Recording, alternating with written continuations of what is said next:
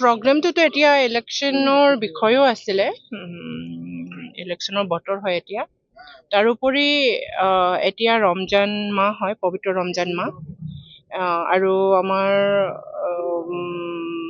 Chief Hagrama Mohilary নেতৃত্বত আৰু হাগ্ৰামা মহিলাৰী দেৱৰ ইচ্ছা যে পৰ্বতঝৰাটো এইবাৰ আমি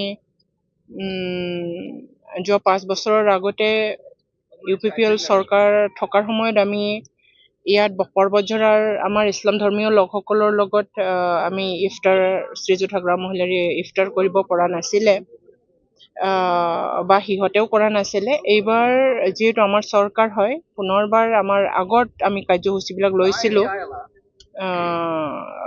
ঠিক তেনেকৈ এইবাৰো ইছলাম ধৰ্মাৱলম্বী লোকসকলৰ লগত এসাঁজ পবিত্ৰ ৰমজানত ছাৰে ইফতাৰ খুলিবৰ কাৰণে ছাৰে মন মেলিছে।